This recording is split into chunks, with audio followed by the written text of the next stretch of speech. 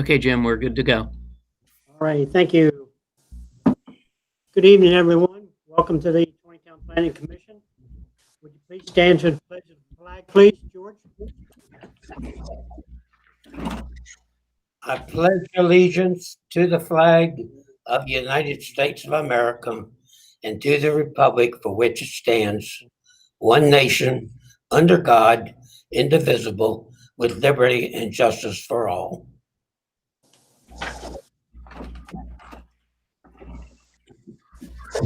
Thank you, George. I'd like to mention this is a virtual meeting. It's open to the public.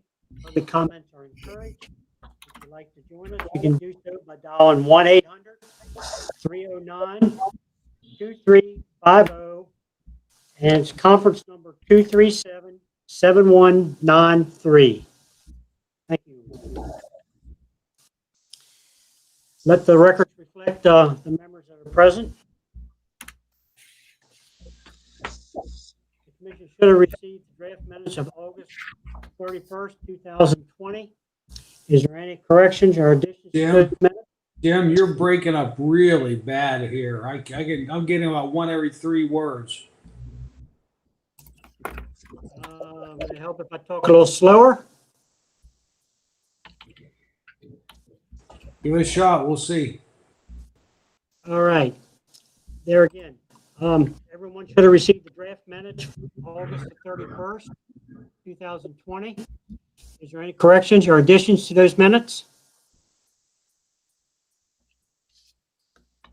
I see none, so I recommend they be approved. Is there a second? Second. Thank you. All those in favor, signify with thumbs up. Thumbs up, please. Those opposed, likewise. Okay, it's 1, 2, 3, 4. Okay, you got it, Jim? Yep. Thank you. Is this any better, Barry? No. Well, I don't know what I can do at this point in time. So we'll go on with the delegation. Jim, you want to start us off with Meadowbrook section 6? Sure thing. So Meadowbrook 6, we've received the recordation plats.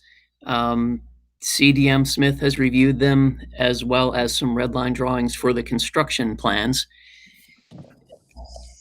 You may recall that several years ago, construction drawings for phases 4, 5, and 6 were all approved as a block for basically the remainder of the Meadowbrook project. So, and then we've been doing plats in sections, and of course, section 4, we even broke out into section A and B. So we're kind of following that same routine. So the construction drawings have been redlined a bit. Mr. Hall is trying to balance the site a little better to have less stockpiled material left over at the end. So some elevations are changing, and CDM Smith has reviewed that and is comfortable with it. They sent their approval letter for that. And same thing with the plats. I will point out a couple things on the plats that are going to be a little different between now and the time the Mylars are circulated. And that is just a couple minor things. In the general notes, it refers to Prime Ventures being a corporation, but it's actually a Maryland General Partnership. So that's going to be cleaned up. And actually, I've got an e-copy where that's already been revised. And also on sheet 1, the data tabulation for the forest conservation area says 2.15 acres, and it should be 1.4117. And the detail of that is on sheet 3. That's the open space that's on the 3rd sheet. And let's see. And the easement acreage needs to be corrected on that 3rd sheet also. So just a couple things that'll be changed before the Mylars are circulated for signatures, but otherwise the plats are good to go. And Mr. Hall is on the screen with us tonight, so if anyone has questions, I'm sure he'd be more than happy to jump in and provide some more detail. All right, Mr. Hall, do you have any? If I may, gentlemen, this is our large section, so we're trying to do our best to end up with no more than 2 wheelbarrows of dirt left over that we have to haul in and haul out. So I'm sorry. that's our Mr. challenge. Hall, can't understand you. Can you talk maybe into the mic a little bit better? Right here.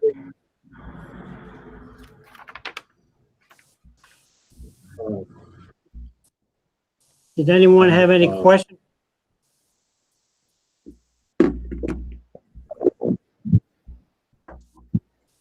I don't know what to do here. Can you folks hear me at all?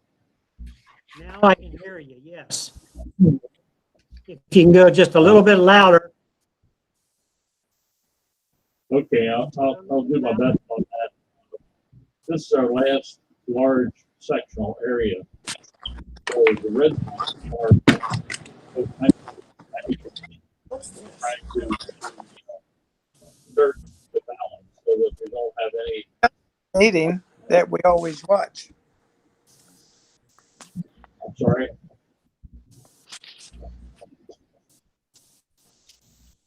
Continue Anyway. on, sir. Yeah, we're adjusting grade to make sure that I can we call don't have him. large dirt piles. And that's our main change on the red lines on the construction drawings.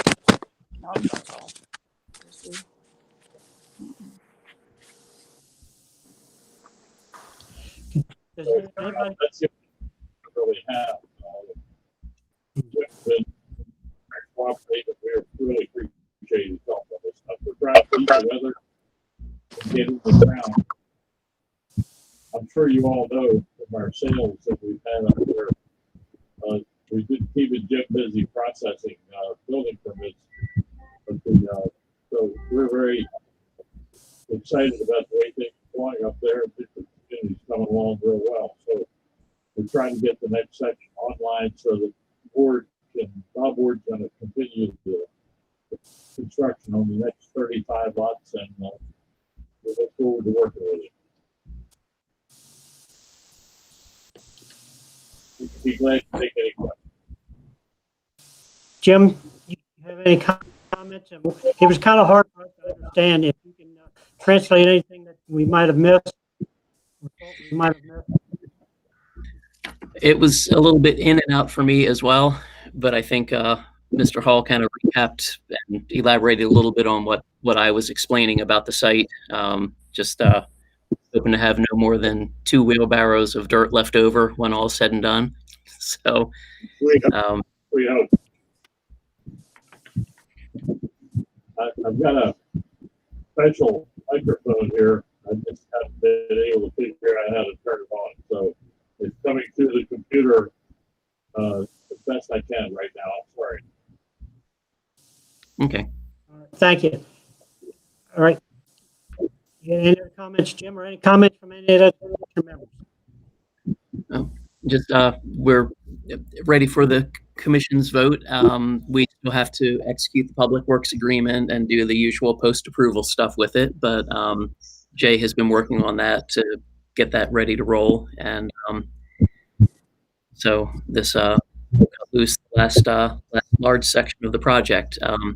I didn't quite catch if Mr. Hall was referring to this or not, but this is the last major subdivision portion.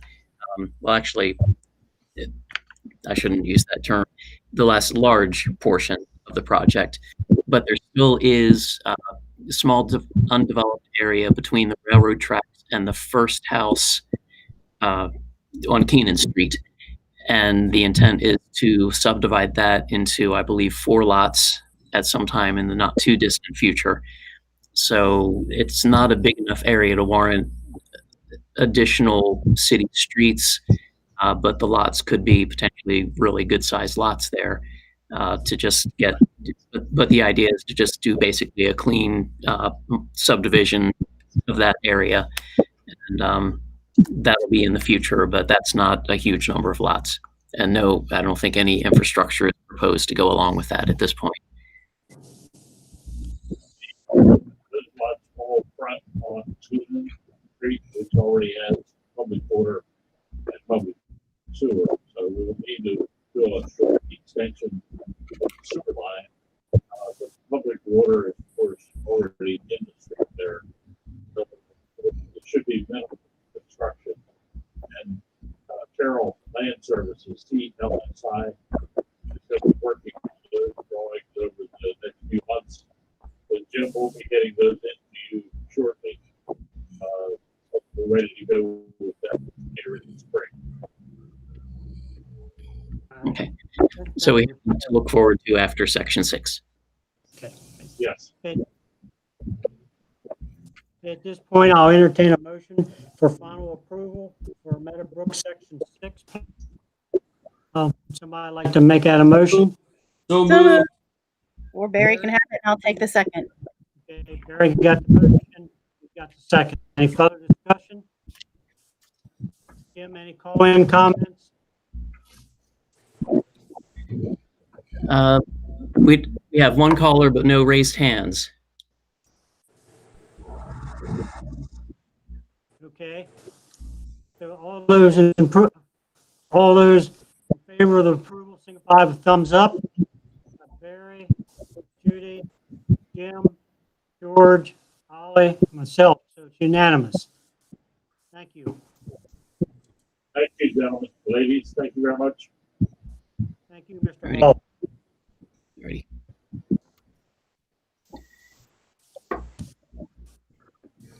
Mr. Hall, if you want to stick around, you're welcome to, but if you want to end the online misery there, you're welcome to go ahead and hang up. Thank you, folks. Good working with everyone. It's a pleasure. I've only done this for the last 50 years, and this has been one of the better operations we've been able to work with you guys up there. Look forward to it in the future. Wrap this one up. All I've got to do is outlive the project, and we'll be in good shape. There you go. Thank you. No doubt, no doubt. All right, next item on the agenda is Tony Collision, request for site plan waiver for a fence and shed installation. Jim, would you lead us into that? Sure will. So this is the site at 1 Dunbar Lane off of George Street. Many of you know it as the Dunbar building from the old Cambridge rubber factory days. The property was most recently in use as a beverage distribution location, and Mr. McDowell has purchased it for Taneytown Collision Center that used to be located on Roberts Mill Road. So this facility gives him some room to expand and basically a much better location for the collision center operation. Taneytown Collision also operates a number of tow trucks, and they have been gradually moving from the Roberts Mill site to the George Street or Dunbar Lane site for the past several months. So operations are largely over there now. There's still a little bit of cleanup left to do, I believe, at the Roberts Mill site, but Mr. McDowell's been chipping away at making improvements to the Dunbar Lane site since he's been in there. And what's before you this evening is to add a fenced-in storage yard similar to what was over at the Roberts Mill Road facility. And of course, any construction of any structure or any new use triggers our site plan ordinance. So between adding a fence and installing a shed, even though it's could very well even be a pre-built shed, those things trigger the site plan requirement. But again, where we have less than 5,000 square feet of disturbance and no stormwater management required, we as a commission have the opportunity to waive that site plan process. So much as was done with Bowers Towing, West Carroll Towing, and Taneytown Collision at the Roberts Mill site, we're here to add another fenced-in area for the storage of vehicles as they're towed into the site.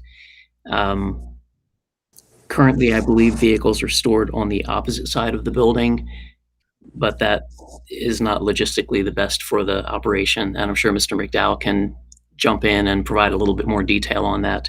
But basically, it's the shed, the fence, and gravel area that's under 5,000 square feet to be added on the railroad side of the building. And again, that is eligible for the waiver, but we need to kind of talk through that. And I do need to share that I received two, in addition to the email that I shared with commission members earlier, I did receive two phone calls from George Street residents, one this afternoon expressing concern about potential environmental impacts and also traffic impacts on George Street. And this evening, when I came back in for the meeting, I had an anonymous message from also a person identifying themselves as a George Street resident that expressed concern about traffic. So I should probably note at this point that the operation is a permitted use and that we compared that to the volume of truck traffic that was generated from the beverage distribution company that operated there previously, and felt that the towing operation would not generate any more traffic than the beverage distribution did years ago. So that was considered when zoning stuff was issued for the site. And with that, unless anybody has any questions for me, I'll turn things over if Mr. McDowell would like to add. But I'll leave that up to you, Mr. Parker. All right. Mr. Dow, if you would like to start off, I guess my first question is the size of the shed that you plan on putting there. So if you want to start, go ahead. Mr. Dow? Can you hear me? Yes. Okay. So with the shed, there's an existing shed on the property attached to the building, lean-to type structure. Had some, I guess like weed trees or whatever growing through it that kind of has detached it from the building. So the shed that we are proposing to put on the facility is basically going on the existing 7x14 concrete pad that's already there. Okay. In regards to the fence, Jim and I discussed location of the fence and reason for putting it on the train track side.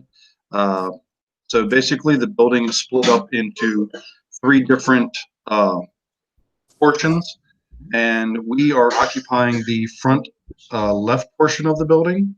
And if we were to fence in the right side of the building as you come in the driveway, it limits the rear section of the building being leased out. So basically, we're trying to keep all of our body and towing stuff in the front section and to the left. And then that allows us to entertain leasing out the back half of the building, where the only access to that is to the right side. So the fence will, or the propane tanks that are there on the left side, that'll be inside the fence? Can you repeat slowly, maybe? Because you keep breaking up. The propane tanks that are on the left side of the building, will that be inside the fence? The propane tanks that are inside, that they're gonna go no. inside the fence? No. As soon as you go to the left of the building, the propane tanks are on the right, and then there's a garage door that goes into the building. The gate for the fence would be right past the paved area that goes into the building. Okay. Any commission members have any questions or comments? I'd like to ask you to address a couple of the notes that have been written have talked about discharge of oils and stuff like that in the ground area. I mean, could you address your plan for how you're going to deal with that? Well, we all hope that there's not any discharge of oils into the ground, but so basically, I spoke to Jim about, we were trying to exchange gravel, impervious areas, stuff like that. So when we paved, we are turning like, I don't know, probably just under 5,000 square feet or so of gravel lot that we're turning back into grassy area because we were trying to exchange it for gravel on the left side of the building. And then we discussed like how tow-ins or parking. Basically, we're parking and towing in on the right side in the gravel lot right now. And we're trying to get the fence up just for protection of the customer's vehicles and allow access to the back of the building to a tenant. But the majority of the time, you know, other than maybe a few oil leaks or something, but like in a collision, most of the fluids are spent at the scene of the accident and then cleaned up with Stay Dry and then brought in. We talked about term. So we're direct repair for State Farm, and so that's probably 50% of our work. And they have a 2-day deadline. So when like a collision comes in and say it's a very hard collision that has a lot of damage that you might see fluids, they want it written and hauled out of there within 2 days because they don't want to pay the rental.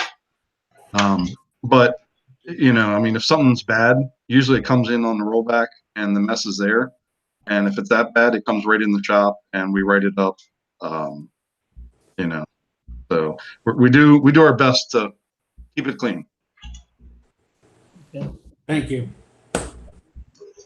George, you had a question? Yeah. I wondered, would you address Eric Bender's concern?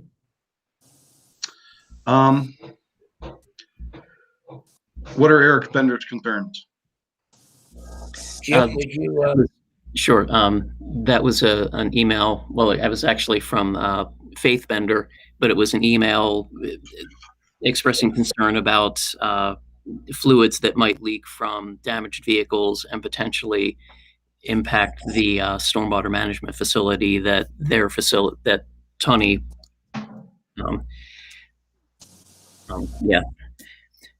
Tony Auto Service shares with the other Cambridge Rubber site properties. So there's a number of lots that used to make up Cambridge Rubber, and Tony Service Center is one of those properties, and they all share a stormwater pond.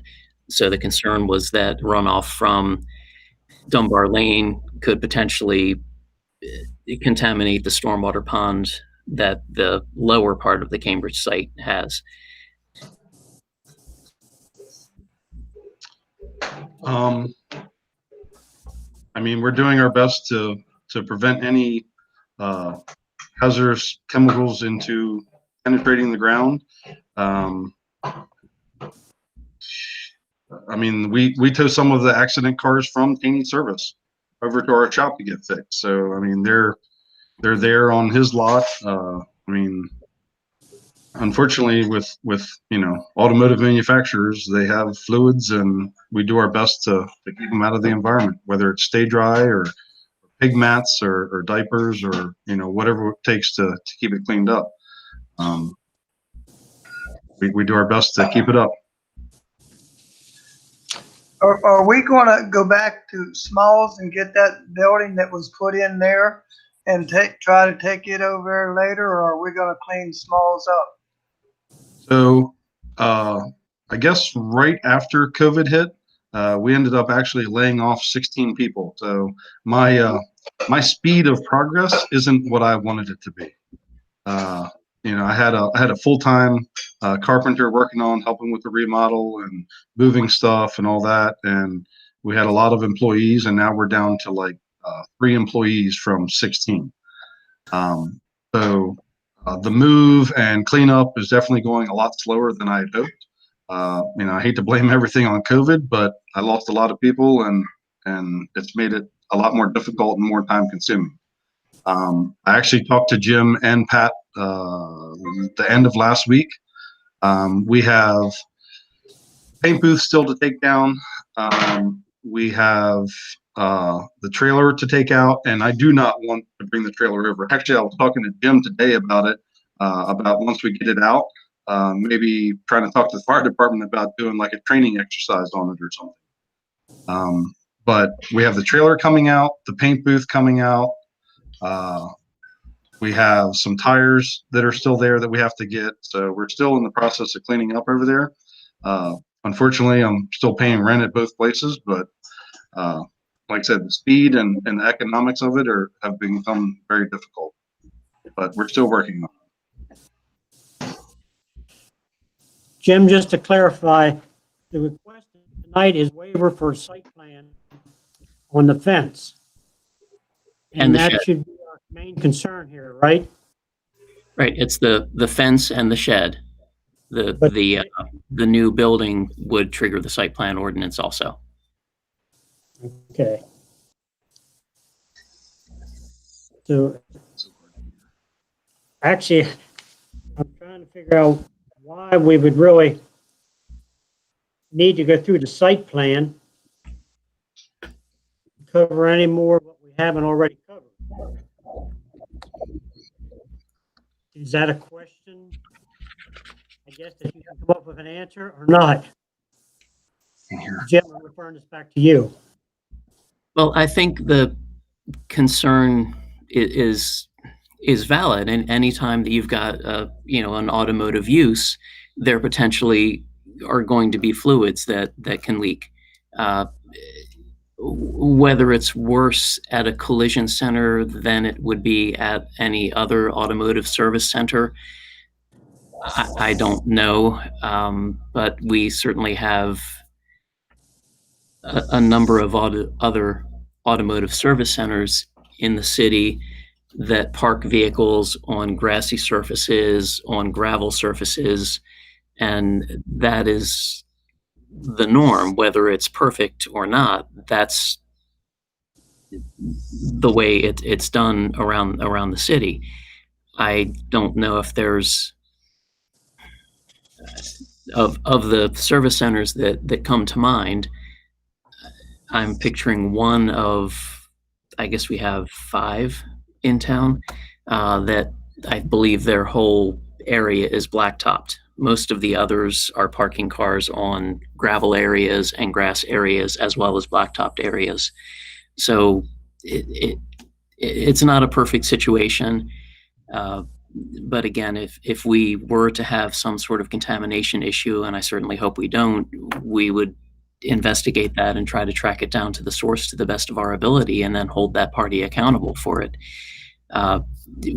Even if we go through a site development plan process, there's not going to be any guarantee that no fluid could potentially seep into groundwater or get into surface water and get into a waterway at some point. We certainly try to design to avoid that occurrence, but it certainly could happen, site plan or not. So actually, the fence is because of the insurance and the vehicles being impounded. Is that correct? Actually, it's a prerequisite for police towing. They give you a dimension of square footage that you must have for police towing for Carroll County and for security. And for security. And I'm not trying to get one side of the track to the other side of the track, but on the other side of the track, all those vehicles are sitting out, and they're on gravel parking also, if I'm correct. So Is that a question? no, it's not a question. Uh-oh. It's just a thought that I can't thought about. Why is one side? I mean, you could take that same area now and put vehicles without the fence. Correct. So we're trying to see why we would want to go through a formal site plan in this case, when all we're looking at is a fence. There's something I'm missing from the other commissioners here. Jim, you understand where I'm going, what I'm saying with this? Right. I think there are similarities between this proposed operation and other automotive service businesses around the city. As far as the fenced area is more related to the towing operation, I suppose, because we have over the years had a number of towing companies approach the commission requesting waivers because they were required either to be on the state police towing list, or they were required by the insurance company that they tow for to have a fenced storage area, a secure storage area. So the fence itself does seem to be a little bit more applicable to the towing than just automotive service, but the vehicles parked potentially leaking fluids on gravel surfaces is kind of an across the board thing. Okay. Any comments? We do have a caller on the line. I don't know if we want to use this opportunity for them to star 5 and raise their hand, perhaps. So, Okay.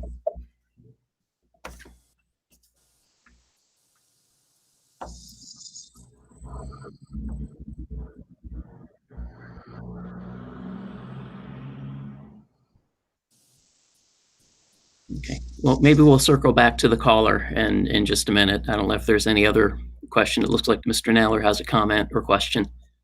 George? I'm just thinking of one area that could be involved here down the road. Are any of these other parking areas for towed cars have an opportunity to foul up a environmental pond? And is it possible that this could happen here? I'm just throwing out the question. Is there a possibility that the environmental area could be affected from this operation? I guess it's always a possibility, but I'm not the one really to give you an answer on that. Jim, you were trying to say something? Yeah, I think that's a valid concern for any auto service business that we have here in the city. We have, and I'm not saying this to suggest that any of these entities are doing something they shouldn't be or causing problems, but just by way of observation, we have Rob's Service Center that is within very close to one of our production wells. And actually, it's a site that used to have underground gasoline tanks, and it's so close to one of our wells that it's within the radius that the county water resource code would prohibit any new service center or any underground tank storage from being within that radius. So that's one. We have Dean Automotive on West Baltimore Street, parks cars on pervious surface, on a grass surface, sometimes damaged vehicles, and that's very close to Memorial Park, where we have other wells. It's a risk. I think with any auto servicing center, unless we were to really try to play hardball with all of them. And I don't think I suppose the newest of them is probably Tawny Service Center, but even they were not required to have a full blacktop surface for their parking area. So I think the risk is there for any auto service business, really. Is this That includes gas. industrial, isn't it? Isn't this an industrial park? It is zoned industrial, yes. Okay.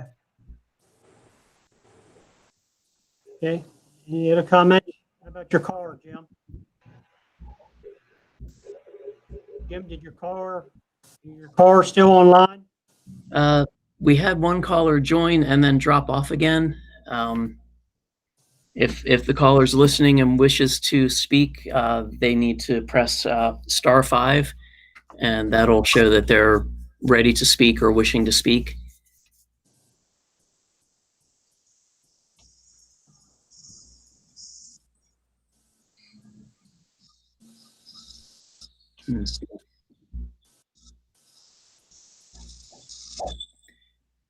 All right, I'm going to try something here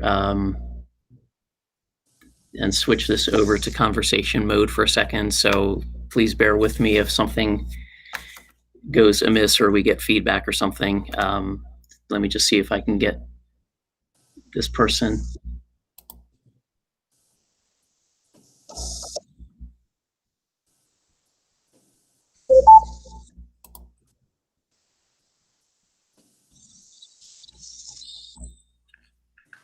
Okay, we have another wireless caller on the line.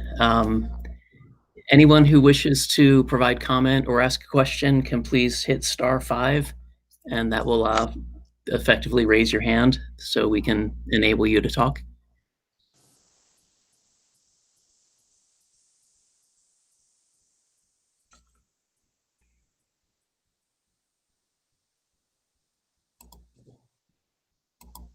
The conference is now in conversation mode. Okay. Can you hear me? Yes, Eric. Hi. Hi, I'm Eric Bender. I'm the owner of Tawny Service Center, and I am really concerned about having a storage yard in what I call the corridor of crime. As you all well know, I've been the victim of vehicles being burned. We've had numerous vehicles broken into, and only lately, because of the installation of a fence, do we have somewhat of a respite in some of the crime. Nothing really has resulted out of it, but I'm really concerned because that corridor right there is used by a lot of kids coming up and down. I'm also concerned about the drainage issues. We've already been through a phase 1 environmental study. The wells in Taneytown with the VOCs and all the contaminants have been dropping down, but I'm concerned about any other effluents leaking into the groundwater and stuff might stir stuff back up again. Now, I've had issues in the past with drainage going into the creek, the storage pond next to us there, and we've cleaned up and everything, and none of the vehicles that we have leak. You're more than welcome to come and take a look around my parking lot and see what vehicles that we have. I also have a grease pit inside the shop to catch any drainage or effluents that come down from vehicles that happen to even hit the floor drain. I'm just concerned. We've got a lot of issues. The last time the city granted a variance to this gentleman, we now see the result of it. Jim Small has 2 days to get that trailer out of there, and I don't want to see Jim Small get stuck. I think that the record of what's been going on just doesn't dictate we should invite more opportunity for crime on my area of town. I mean, you can check with Crane Masters. They've had issues there. They have a guy that stays there 24 hours a day, keeping an eye on the place. So I'm in opposition to it. I think it's going to bring issues in. I think that the people on George Street should be concerned about extra traffic up and down the road all hours of the night, towing in wrecked cars. If it does go into a police impoundment situation, if he gets enough tow trucks back and gets on the police list again, you're going to have to deal with drunk drivers at 2 o'clock in the morning screaming that they want their cars back. And then you have to make the judgment call to either call the police or release the car to a drunk driver. I've been in the towing business. I've been in storage yards down in Silver Spring, Maryland, and Rockville. I don't want to see that right next door to me. I don't want to invite more vandalism, and that's my 2 bits worth.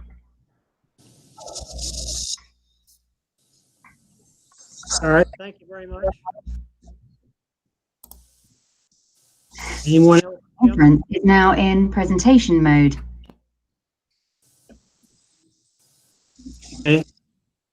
Any comments? Mr. McDonald, would you like to comment on that? You want a comment from us? Sure. I'm- For me or for you? I'm really with him on the cleanup at Smalls. I mean, I was in there and it's not being done presentable? So I don't know what presentable means. There's, I mean, I moved in 10 years ago. trash all around and all through the building yet. So, Jim's got to get in there and clean it up, or someone has to soon get in there. You've been going for how many months now? So, it's either going to be Jim or it's going to be you or it's going to be someone. But, in the trailer, when you took it in there, it was going to have to be taken out. So we got to think about that too. We got to think about both places. I know you want to stay in business and get in business, and I agree with that. You're in a good place to be in business because you're industrial. But then again, don't leave the person behind holding all the bad stuff. So I would like to comment on that. I spoke to Jim, and Jim is my landlord, and Jim will definitely confirm the status of the place when I started renting. For the last 10 years, I've done nothing but clean up. We had Quality Tire that had, I think I pulled 7 roll-off dumpsters of tires out of there. He had the granite shop out back that I know I pulled at least 5 roll-off dumpsters of trash out of there. And for the last 10 years that I've been renting, I've had nothing but a hard time from Jim, wondering why I've spent so much money and done so much cleaning on a place that didn't merit it. Whether it be putting siding up and he complained about it, or insulating and sheetrocking and he complained that he didn't like sheetrock. Why am I wasting my time and money on a place that's falling down? All I've tried to do is clean it up and conduct business at the same time. I'm not rich to where I can pay a contractor to come in and rebuild it or do whatever, in a short amount of time. But by far, I am not stiffing Jim Small or anybody with a mess, because it was really bad. And I have plenty of documentation of how bad it was when I did move in there. There was children locked in cars. Just trash everywhere. So I'm not sure where everybody is getting that I'm stiffing Jim while I'm still paying rent to clean it up. As for Eric Bender's concerns, he said that corridor is the crime corridor or whatever, and he asked for a site plan waiver to put up a fence for Bowers towing, and the council approved it. So I don't understand the difference of me putting it up when I have an adjoining property that's industrial for a tow yard also to prevent crime to my vehicles. If you're talking about impervious and oil spills, any automotive repair has the likelihood of something going wrong and having a hazardous spill. Whether it be Eric Bender that has a motor blow up and the rod go through the block and it dumps all the oil out on his gravel parking lot, which is adjoining sediment pond. We all have that. Anybody on this council could be an accident tomorrow and get an accident and their oil spilled into a storm drain because that's where the stop sign was. So, I think speculating on if there's a possibility of a disaster, that could happen anywhere. But if it's directed as malice, I don't believe so. We're going to do our best to keep it clean, green. We use water-based paint. Every expense has been taken to try to make it as clean as possible. I think it's industrial. I park the cars in the middle of the parking lot right now, and it's approved and done. So moving from one side of the building to the other is really the question here. And I think Mr. Parker, even though breaking in and out, I think I was picking up of why are we even asking for a site plan waiver when it's already industrial? We're putting our fence up against Eric Bender's fence, who has a fence there. So I really didn't think that there was a big question of why are we even having this discussion. But Smalls, I'm still paying the man rent and I'm still trying to clean it up. You know, if I was leaving him with the trailer, I never would have started cleaning it up. If I was leaving him with a mess, I've swept and hauled trash out, and that place was a wreck when I went there.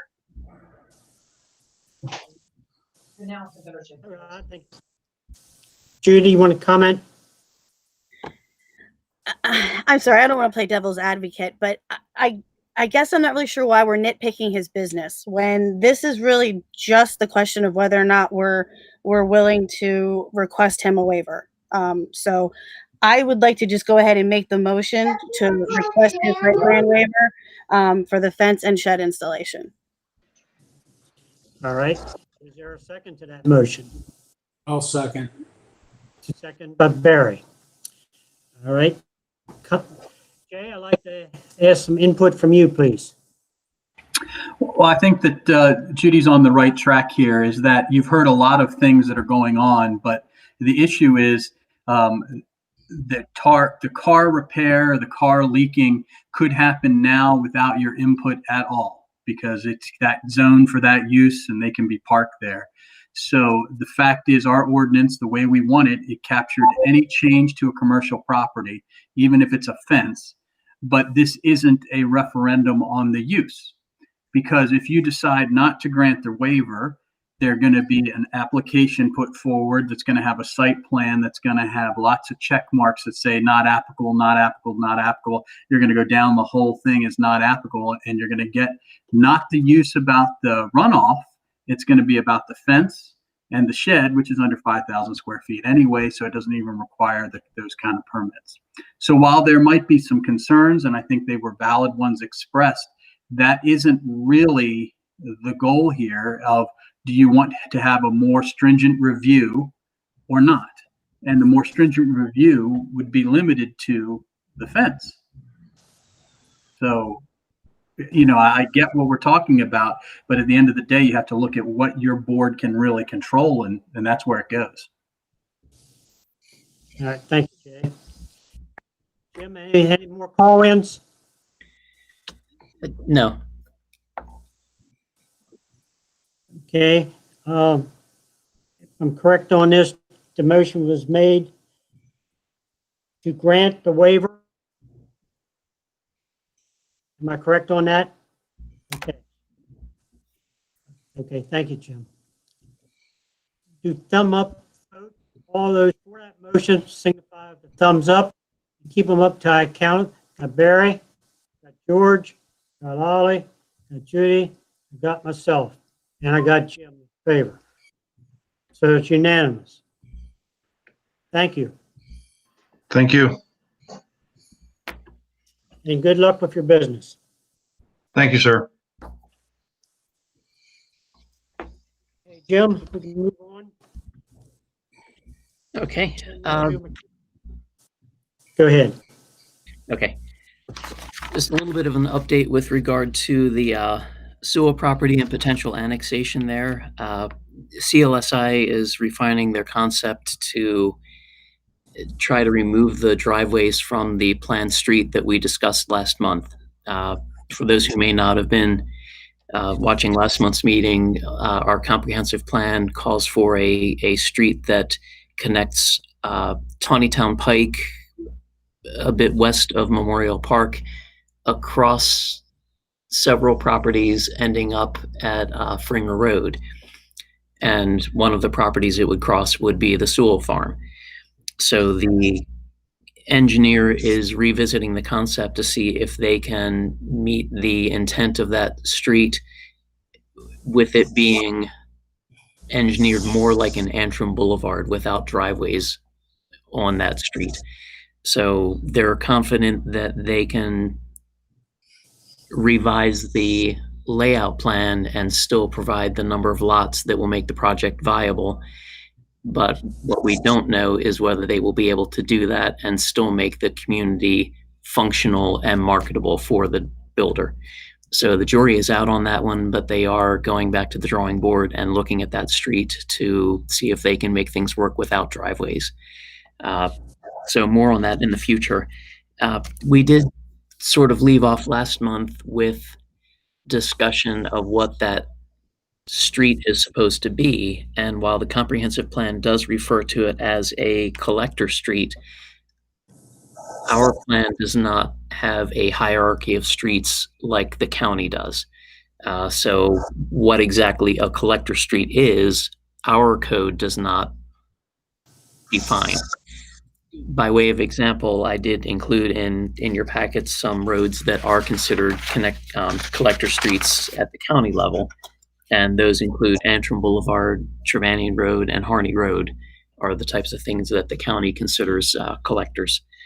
So this street could function that way, or it could function more like a more major city street like Roth Avenue or Keenan Street or something like that. So ultimately, depending upon what CLSI comes back with, if they come back with a concept that the potential builder is happy with and it takes the driveways off the street, that's a win-win for us.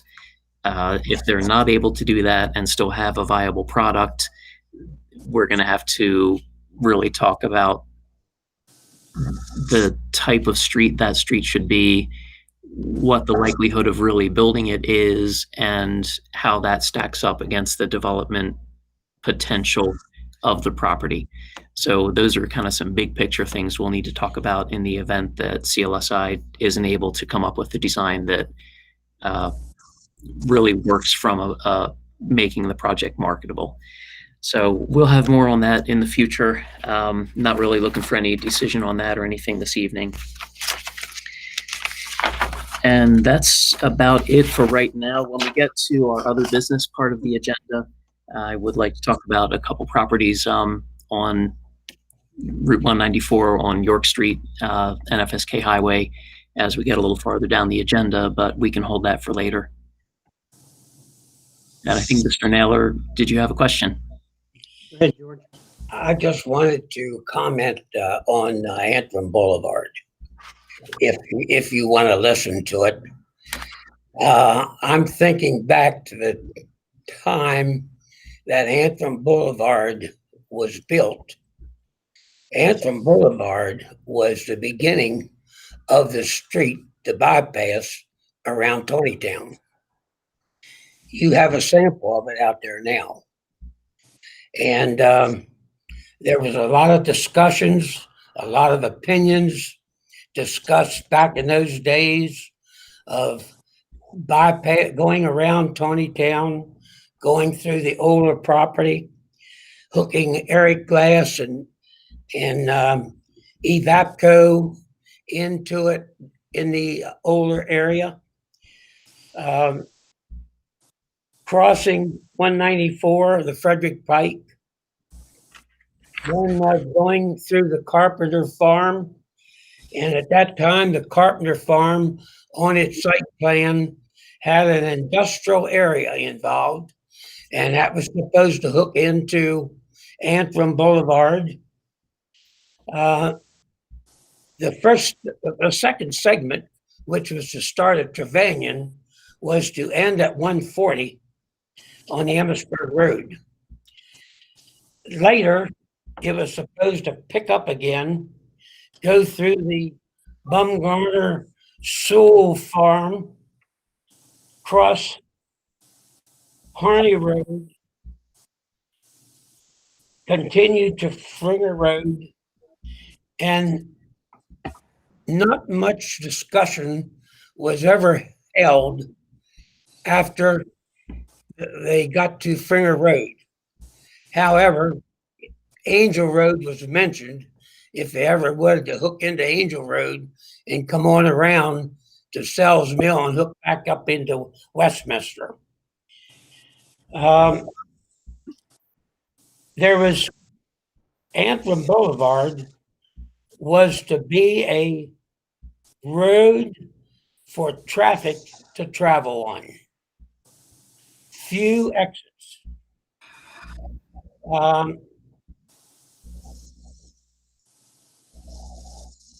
There should be, and now would be the time to think about continuous traffic with merging on, merging off.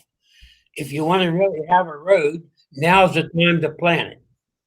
And I just wanted to throw out to you some of the thinking and some of the discussion that was held back at that time. The present Antrim Boulevard was supposed to be the road that went around the town. I just want to throw that out to you. I'm not sure how you want to get other streets involved to really have traffic pass through this city.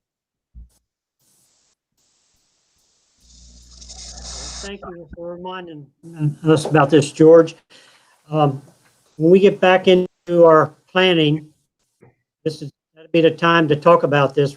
And Jim, we'll need to get into that sometime in the near future again. Yes. Plan. So we want to keep all that in mind. So if any changes, that'll be the time we need to make or add to. Okay. So Jim, I guess we're back to you. Yep. Well, before we move on to the projects, while we're on the subject of roads, several months ago, the commission talked about sending a letter to the mayor and council, essentially talking about the need for focusing on transportation needs of the future. And the idea was to transmit something more formal to the mayor and council. So I finally was able to draft something. The letter was in your packets this month. If you have any comments about it, I don't know if we want to do something with it this month or consider it for a month and come back with any suggestions or revisions to it. But I tried to capture what we talked about several months ago, and with the recommendation that the mayor and council consider authorizing a commission or a committee to focus on transportation improvements. So that is something that I know the commission wanted to move ahead with, and unfortunately I just have not until now drafted something. So please have a look at that and let me know of any comments, and we can it's not an agenda item. It's just kind of picking up from something we talked about months ago. So we can put it on the agenda for next month for some formal action, I guess, if you'd like. Yeah, I'd very much like to wait until we're to meet in person. I think we can get more out of it as a face-to-face conversations. Okay. George, very good comment. That's all right. I can wait. All right. Okay, so not really much to update on the ongoing projects. Really haven't moved on Bollinger Park. We're still waiting for the preliminary plan for the community center at Meads Crossing. Obviously, we talked about Meadowbrook Section 6 this evening, and the construction phase projects, really no updates on those either, other than Taneytown Crossing. They have broken ground. Their erosion sediment controls are all in place, and they're starting to do the dirt work there. So that one is moving ahead. And Meads Crossing and Meadowbrook, the construction phases are both really still pulling lots of permits. Maybe not our absolute busiest month, but we're still staying very busy on the permit front. We've just did 6 townhouses today, and that brings us up to 18 new homes for the month. So the pace is really still continuing, and I think basically everybody's running out of lots to sell. So that was part of the crunch to try to squeeze in Meadowbrook 6 so that they can keep the momentum going and get those lots to be available. So that's about it for ongoing projects, unless anybody has any specific questions. Not seeing any thumbs. Okay. Jay, let's move on to the legal. One of the upcoming things that we've been working on that's somewhat related to is the park impact fee. And I know we talked about that in the past. But we're going to revamp that. The Parks and Rec director has really taken the bull by the horns, worked with the city manager to try to come up with a way that we can generate revenue, because our parks, while they're adequate for our needs, every time we add new people, it actually puts an impact on our park. And a lot of the new development that we have coming in isn't accounting for that. So there's going to be some questions about what developments does it apply to. But a lot of this, like anything else we do, is we're trying to get ahead of the curve. So, Sewell's is the next big project on the horizon. We want to have things in place so that when they come in, they know what the playing field is like for parks and things like that. It also is relevant towards, and I know that the city manager talked about this, but it's also relevant with the sewer and the water and the impact fees, because we have, again, needs that have to be dealt with. So before annexations and annexation agreements that are going to come to you, at least for review and comment, you need to keep those things in mind. And then to circle back to the road that goes through Sewell's, the potential road, the city manager told you about all the hurdles we have. One of the concerns I have is that if we do something with Sewell's other than what's on the master plan, we really need to talk about revising the master plan to make what you want what's in the master plan. There is very few ways that people can question annexations and developments if they go through the proper process. But one of the surefire ways to throw a monkey wrench in it is if you don't follow your own master plan. So we need to be cognizant of that, about what you want, what they want, and what the master plan does. And I know that we're in the midst of redoing the master plan, so there's opportunity to be had there as well. And that's what I have, Mr. Chairman. All right. Thank you, Jay. Cody, are you online yet? Or still? Yes, I am. Thank you very much. Not too much for me to update tonight as well. The only thing is we do have our fall amendment continuing for our Carroll County Water and Sewer Master Plan, as well as the ongoing county rezoning with upcoming Planning Commission meetings on September 30th and October 7th before it heads off to the county commissioners.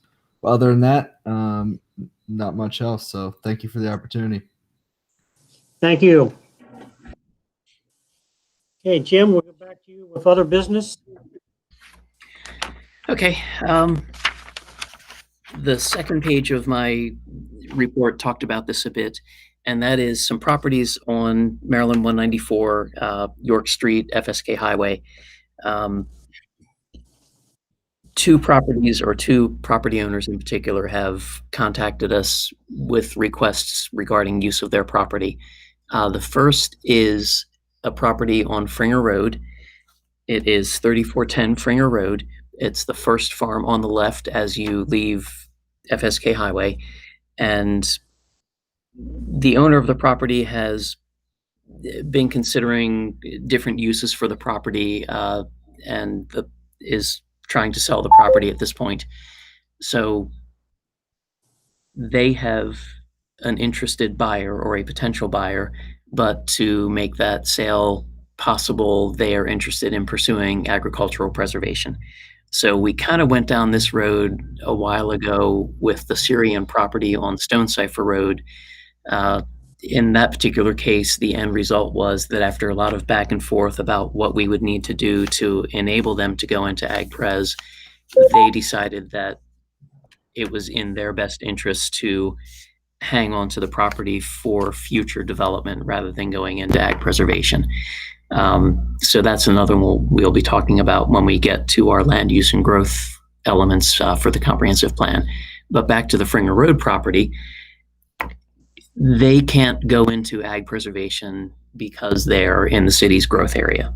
So obviously that's a conflict. We don't have the intent for bringing farms in for them to be farmed in perpetuity within the city limits.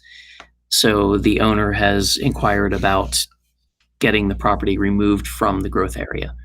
So that's something that, while the attorney they've contacted has indicated that a letter from the city will suffice to enable them to go into ag preservation. Such a letter would be problematic for us because what this board might commit to or what this council might commit to could differ from a future commission or council. And that, depending upon how long it takes us to do our update to the comprehensive plan, that could even change between now and the time that we have a final product for the comprehensive plan, because we do have to go through a public process. And these aren't conversations that we can have just as a board without inviting public comment on it. So I did want to at least make you aware of the property. The unfortunate thing for the property owner is that it could be a long wait to get through the comprehensive plan process, even in the event that everybody is on board with removing it from the growth area. That's still a long time. That's going to be a long time from now to when we get to that point and everything is approved. So I'm just calling that to your attention as one of those properties we really need to pay special attention to as we get into those land use discussions and those growth discussions. The other is property between the railroad tracks along Meads Crossing and Route 194. The property owner there, Larry Flickinger, has expressed interest in exploring development options for the property. As you may recall, these properties have now been served by water and sewer thanks to Meads Crossing. That was part of the, I guess, agreement with Meads Crossing. Meads Avenue crosses the Flickinger property where the old farm entrance was, and there's a commercial entrance stubbed off on the south side of Meads Avenue onto the Flickinger property, and water and sewer have been what we call stubbed off under the railroad tracks. So these properties are the ones immediately south of Meads Avenue, and then north of the house that's next door to Meads Avenue, between that and Westminster Hydraulics.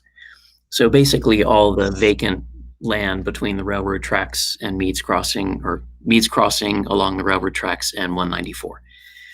So any input that commission members may have for that, if you can kind of think about that. The property is zoned for general business use currently. And some years ago, Mr. Flickinger did acquire there was a narrow strip that was actually state highway right-of-way that has been acquired since then. So now Mr. Flickinger does own right up to Route 194.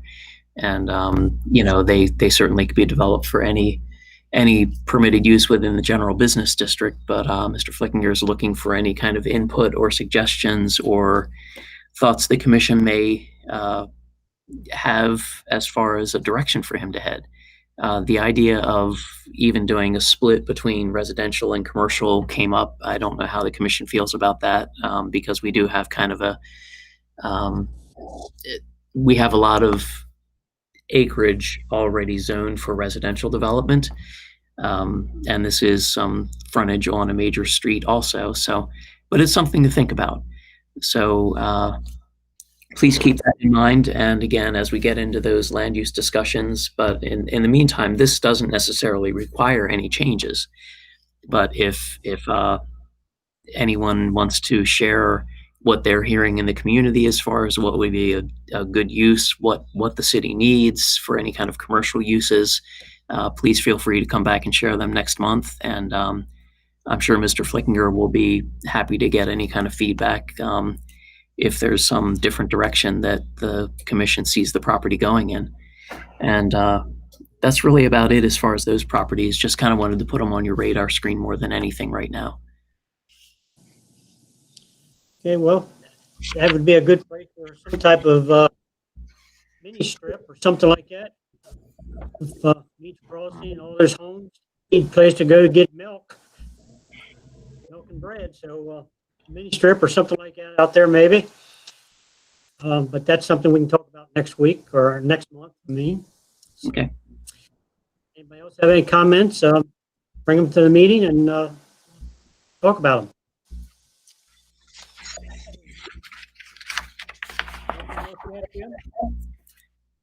Oh, unless anybody has questions for me. All right, we'll go down the list. Judy, anything? George?